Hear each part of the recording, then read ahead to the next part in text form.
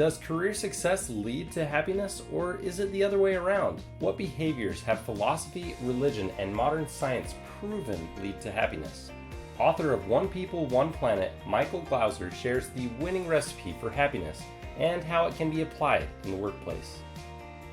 Hey there, I'm Krista Vance, entrepreneur and operations leader. And I'm Matt Vance, award-winning author and social innovation researcher. We're your hosts of the Culture Profit Podcast, Your place for purposeful company culture strategy. Learn from HR pros, executives, and thought leaders how to prioritize profits by prioritizing people. This episode is sponsored by Mobrium, the best friend of forward-thinking HR leaders, helping you strengthen your employer reputation as a reflection of your real culture. Learn more at mobrium.com. Thank you for joining Matt and I today. We'd like to welcome our special guest, a four-time author and inspiring leader, Micahael Glauser. Thanks for joining us, Mike. It's awesome to be here. I'm excited to visit with you today. We're excited to have you, and we have a little bit more about Micahael. Micahael Glauser is an entrepreneur, author, business consultant, and university professor. He has built successful companies in the retail, wholesale, and educational industries, and has worked with hundreds of businesses from startups to multinational enterprises in leadership development, communication, team building, and organizational strategy. Today, Mike serves as executive director of the Center for Entrepreneurship and the Aggies. We do love the Aggies. We're proud to support that. In the Jon M Huntsman School of Business, which is also where Matt graduated and where you guys are connected at Utah State University. He's also the director of the SEED Poverty Alleviation Program, helping thousands of people out around the world to improve their standard of living and benefit their communities through entrepreneurship. Mike has published 3 books on entrepreneurship: Glorious Accidents, The Business of Heart, and Main Street Entrepreneur, which chronicles his 4,000-mile bicycle ride across America to interview 100 remarkable entrepreneurs who have successfully merged livelihood and lifestyle in places they wanted to live. In his latest book, One People, One Planet, 6 Universal Truths for Being Happy Together, presents 6 proven principles to help us increase our happiness, improve our relationships, and create greater civility in organizations and communities. You can learn more at onepeopleoneplanet.com. Wow, thank you. Mike, it's so good to have you here. And for everyone listening, I just wanted to give a little bit of the backstory of how we got connected with Mike. So as Krista mentioned, I went to the School of Business up at Utah State, and Krista also went to Utah State. But Mike was one of the professors there when I was there. Later on, we got connected at an event.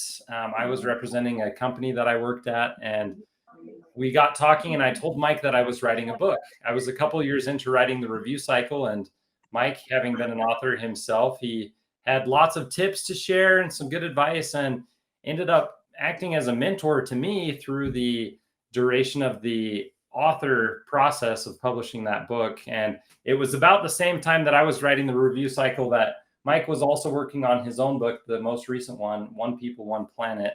They released within a couple months of each other, which was pretty cool. But Mike was just so willing to give of his time, share insights, and make connections. And for someone with so many things going on, it was incredibly impactful to learn from him. So super grateful to have you here with us, Mike. Yeah, it's great to be here. And it was really fun to work with you and give a minor amount of input on your book, but I'm glad it turned out well. It's a great book. You're always helping entrepreneurs, whether they're at school or not anymore, right?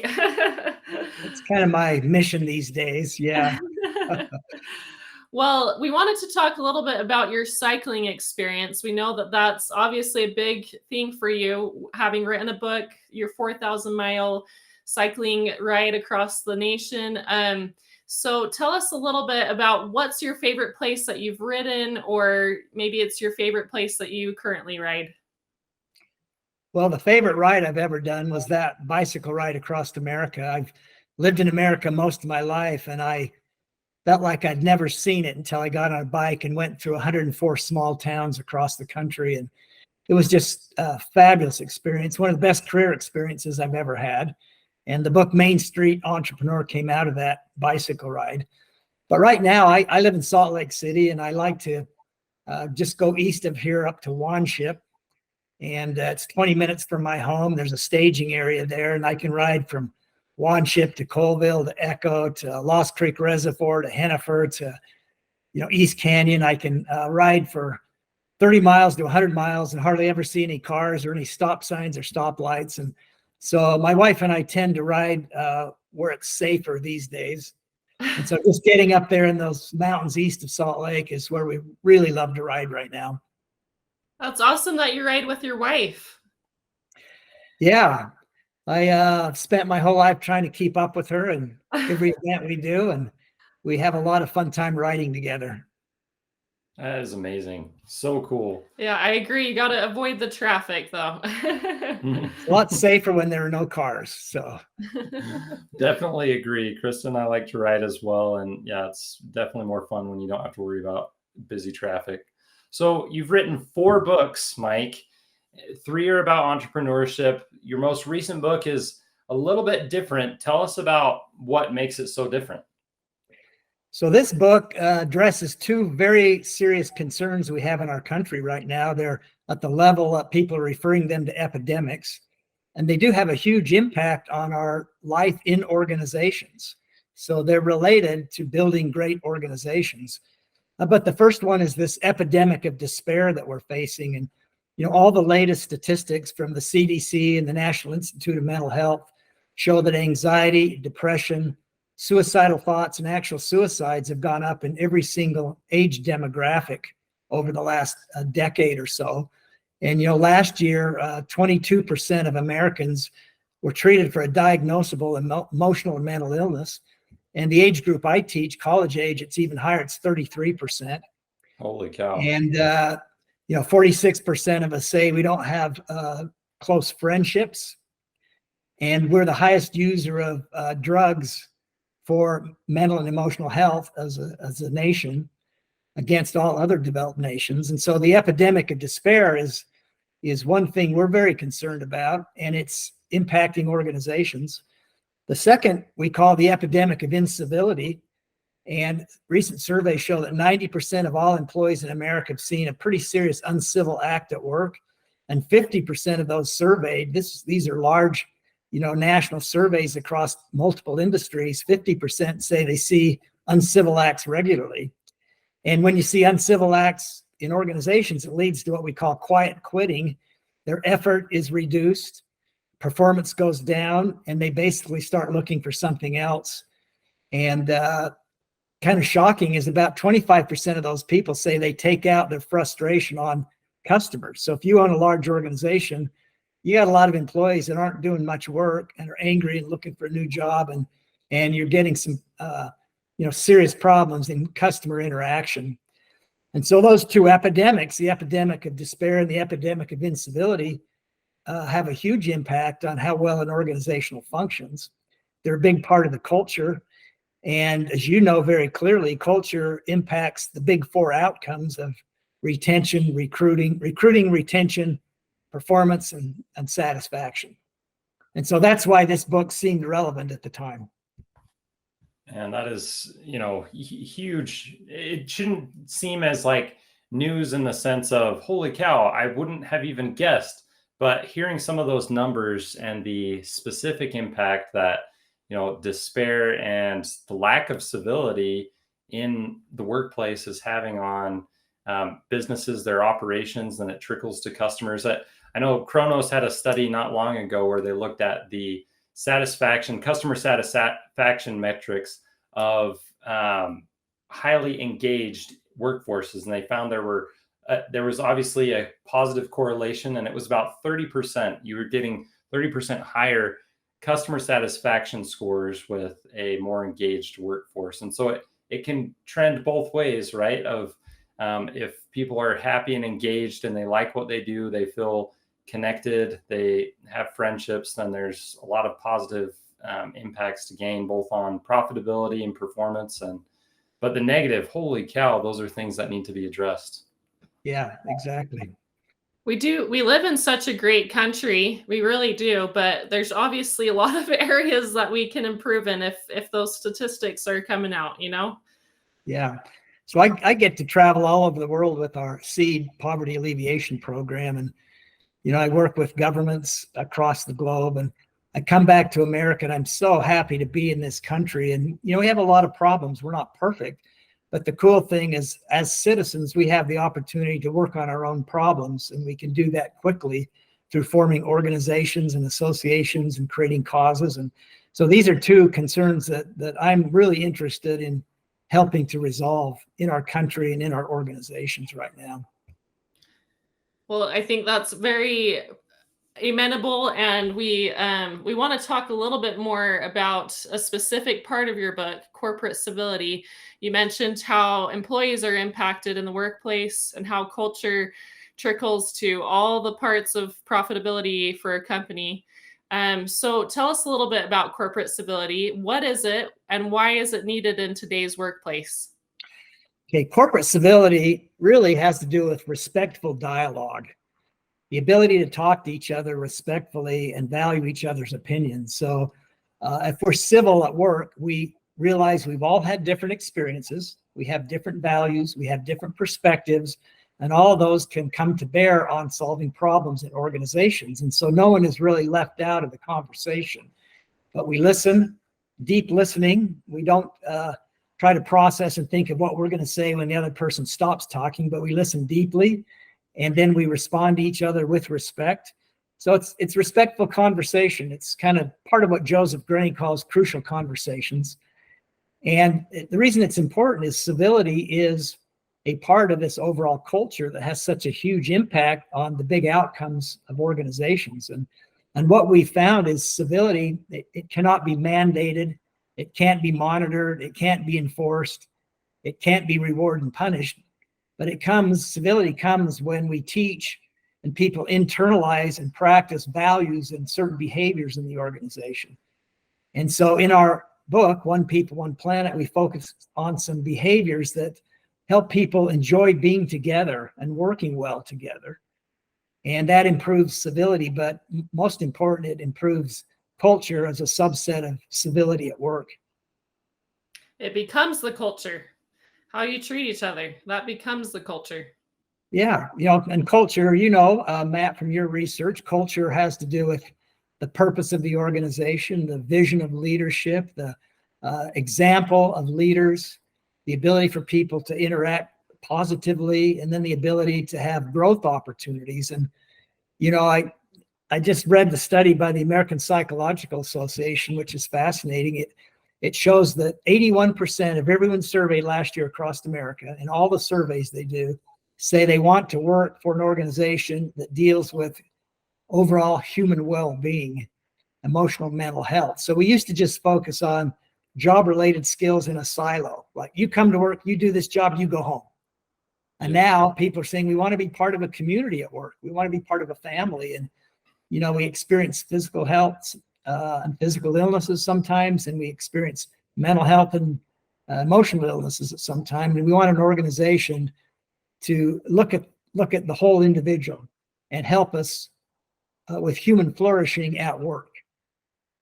I think that's so true. And I have some friends in the HR space who talk about this focus of, the human experience, looking at each individual as a person and recognizing that their experience at work is a part of their larger life, their human experience. And sometimes I felt that that's a little bit overreaching, that it needs to be focused more on the employee experience, the transactional relationship that an employee has with their employer. But I think you're right that we have to recognize there is a depth to each one of us. We each have a soul.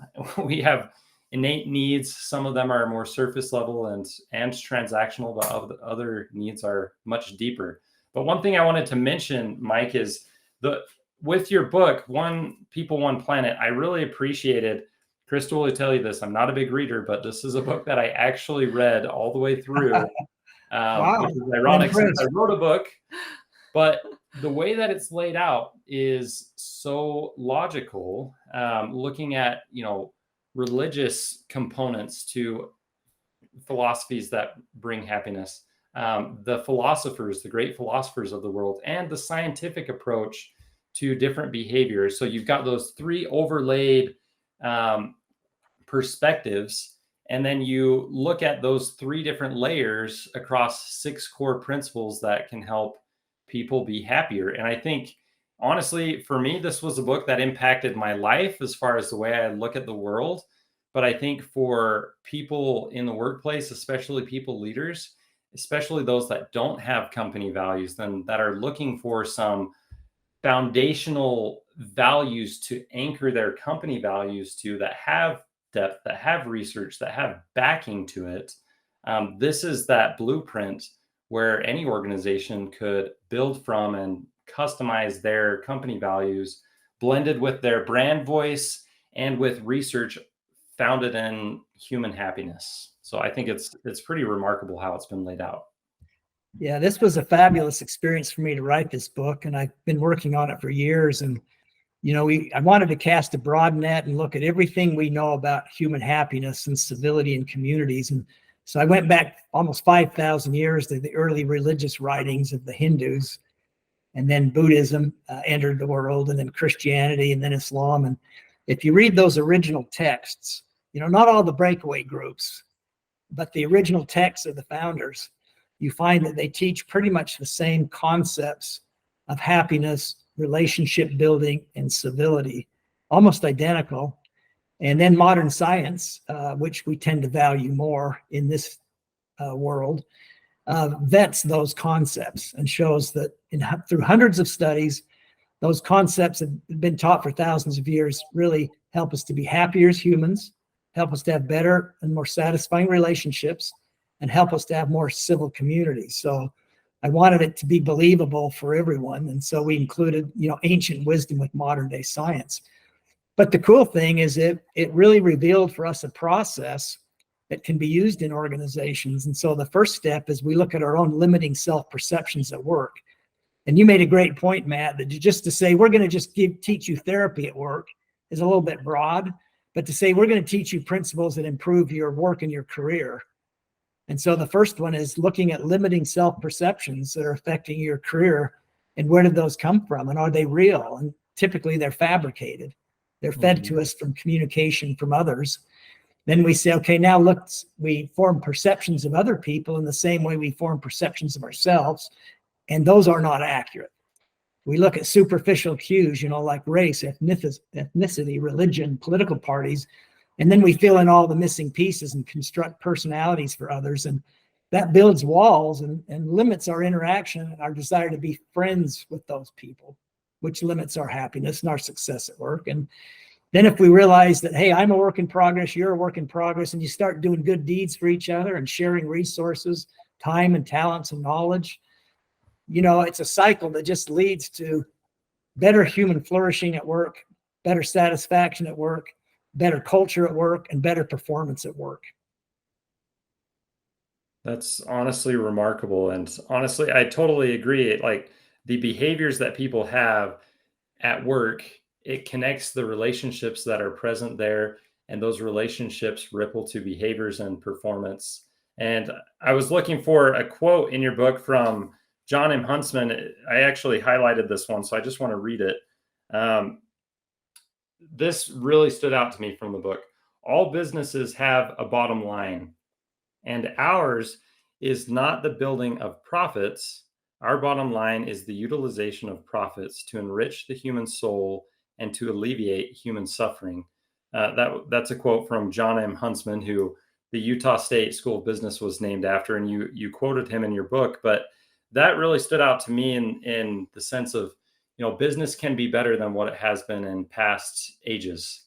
And for me, recognizing that people are people, that we have emotions, that there are needs to be fulfilled. And if an organization understands that and can systemize ways to maximize need fulfillment for their team members, then they're unlocking that discretionary effort that only the individual can choose to give. It's not required transactionally with the employment, relationship, that contract that exists, but the employee will be willing to give that to further the mission of the company. But companies can exist for more than profit. And I think we see more companies doing that today, with the rise of B Corps, benefit corporations like Patagonia and Cotopaxi and many others. And I just think that this book really can help companies look at the way they support their teams with the people first approach that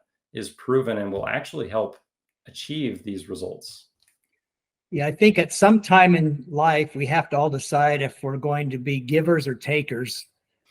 And the research is so clear that if we get up in the morning and look at ourselves and say, me, do I look right? Is my hair right? Am I dressed right? Am I going to say the right things today? That leads to a different chemical reaction in the brain of difference in neurotransmitters, cortisol, adrenaline. That if we get up and say, hey, I'm a work in progress, I'm going to go out and do some good today. I want to find someone that I can add value to their lives, and we become a giver. It changes that brain chemistry, which changes our emotional health and eventually our physical health. And so it's the best antidote for all of these, of the 6 principles. This is probably the most powerful in changing our lives in real time. And, we all have needs. I work with people living in poverty in Africa, and I work with billionaires, and everyone in between. We all have needs. You're not more needy if you lack income than someone that has a lot of income. And so if we go out and look for ways to add value to anyone and everyone, that's the best medicine that we can take. And if organizations, teach, hey, we want to be kind, we want all of us to engage in acts of kindness, and the leadership demonstrates that, it makes a huge difference. One of the things I quote in the book is from Delancey Street and Now the Other Side Academy, which is they're both 2 of the most successful rehabilitation programs for convicted felons. And the motto is, when person A helps person B, person A gets better. So the helper gets better. And so, yeah, that's one of the concepts, is to create a kinder organization of giving rather than taking. I think we all have a desire to be happy. I think that's a pretty universal goal, is just to find happiness. And I think a lot of people, especially maybe in America, we think that we'll find that with business success. And that's a lot of what the American culture is, right? The American dream, go build a business and make lots of money. And I think we talked earlier before starting this recording about how that kind of success is actually not really correlated with our happiness, but maybe you can share a little bit about that. Yeah, the most recent research shows that success is not linked to happiness, career success. So we used to think, if I get a great education at a great school, I get a great job, I get pay raises, I get promotions, I have a great house, I have a nice car, several nice cars, that would be the epitome of happiness. But the research shows that link is not there. At best, it's a little fuzzy, and at worst, it's non-existent. The more recent research is showing that happiness in the workplace, or emotional well-being at work, is the key driver of success for individuals and teams.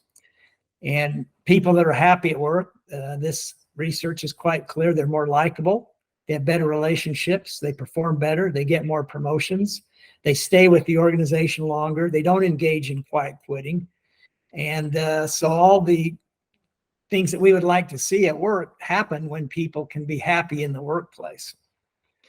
And that's one of our main goals with this podcast, is to help everyone realize that connection, that helping your employees be happy is what makes your business more successful, because that is the goal for a lot of people and for businesses, is to be successful, to make money. That's probably why they exist, but to have even a greater mission and vision beyond that is amazing. Yeah, and a lot of companies, try to promote happiness by creating, pool tables and sleeping pods and time off. But really, the best thing that we do now, we teach these classes, and we teach them the values and behaviors for happiness that have to be implemented in the workplace. And this is one of the most exciting things we do, that, people know about these 6 principles. No one has not heard of them. They're simple. The problem is we don't practice them. And so in our courses and training programs, we require people to, for example, do 3 good deeds a day for 7 weeks or 14 weeks or a full month, and then journal what that does for the person they serve as well as themselves. And we have them go through all their material possessions and look at things they haven't used for a year, and they have to go give things away, not just drop them off at, Salvation Army or Desert Industry, but find someone that might need what they have. And so they're starting to share, they're starting to do good deeds. They have to take the Harvard implicit bias test to see where their biases lie and work, for several weeks on overcoming those. So they actually practice the concepts. And what that does is it causes them to see a difference in who they are and who they become and how they feel about themselves and other people. And then our hope is that in, 3 or 4 months or 3 or 4 years, if they start slipping into despair, they'll remember, I quit doing those things. And when I was doing those things, I was happier. So we're trying to get people to become converted to the deeds of happiness and well-being and civility through practice, through acting as if, basically. Yeah. So as we talked about earlier with corporate civility, that's what you want to train these companies. And how do you gauge that for people leaders and HR leaders? How do they gauge that level of civility in their teams, and what should they do about it? So it's a long process to create a real positive culture or to improve culture. And the first thing is that the leaders need to understand the behaviors and start practicing them. And then they need to provide training to teach others and allow them to practice those behaviors. And over time, we start seeing shifts in organizational culture. It doesn't have to take months. It can happen in weeks. But then the way that you assess it, there's lots of ways to assess this. There's employee surveys. There's, exit interviews when people leave. There's focus groups. One of the best systems we've seen is from Mel Torrey, who owns Automated Systems, Inc. up there in Cache Valley. And he has a program called Humble, and he actually assesses how humble his organization is. And it's promoting civility and positive relationships. So are you listening to people deeply? Do you respect others? Are you valuing their input? Are you allowing for growth? And he actually creates a humble score, which promotes civil interaction. But there are a lot of ways to measure it. But the most important thing is you got to get started on modeling it and training it. And then there are ways to assess it, lots of different ways. Wow, that's remarkable, and a pretty cool example from ASI of how they're using the Humble model that they created. I think it's really cool. Like as you were talking about those different exercises and things that individuals can do to strengthen their happiness through exercise of these different principles, it just made me think of athletes and how athletes have to exercise and train and practice to perform. I think sometimes we're surprised that other elements of our life also need that level of focus, practice, attention, and just being purposeful. But it really shouldn't be a surprise. If we want to be happy, we can practice. We can actually train and execute these different elements to strengthen relationships, to be more giving, and to see the world in a different light. And that can help, rewire our brain. The principle of positive psychology. There's a book that we've read, the Happiness Factor, that talks a little bit about related teachings and principles. And I think it's awesome what you're doing and the way that you're approaching it in such a systematic way. Whether you're a giver or a taker, I think, takers can become givers if they desire that and they start practicing these principles. They can become that way and be happier. And we're all givers and takers at different times throughout our life. But if we learn to give, we're happier than if we just take. But I'm glad you made that point about practice. All the great researchers, you have Matthew Ricard, you have Richard Davidson, and they've concluded after years of research that happiness is a skill that you learn and practice, and you get better and better at it. and that the human brain can develop these skills. And Richard Davidson compares it to learning to play an instrument. You practice the cello or the guitar or the piano, and you get better at it. And if you know the concepts of happiness, but you don't practice them, they're not going to do you any good. And so you have to be committed to practicing them. And that's why in all of our university courses, we have a university course, we have an MBA course, we have a corporate course. They're required to actually practice and journal and then come back and report on how their week went and why it was different than the week before. And, we've had just rave reviews about these courses that people are saying they're changing their lives as they learn to practice the concepts. So that's the key. Yeah, practice makes perfect. Yeah, and I think you've been such a great example of that, and we've learned from your experiences. And check out One People, One Planet to all our listeners, because I think you want to be happier too, and you want to have a better culture in your company, and this is definitely one of those foundational ways to accomplish that. So thank you, Mike, for being with us here today. And to all our listeners, remember to subscribe so you can check out our next episode. Yep. And make sure to leave a review of the Culture Prophet and check out the reviews of One People, One Planet on Amazon. And thank you so much for being here with us today, Mike. Thanks for having me. It was great visiting with you. Thanks for tuning in to the Culture Prophet podcast and for being a part of our journey to prove that putting people first is best for business. Today's episode was sponsored by Mobrium. Want to get more employee reviews and streamline your employer reputation? Visit mobrium.com. Now go find one way to prioritize your people and watch your profits grow.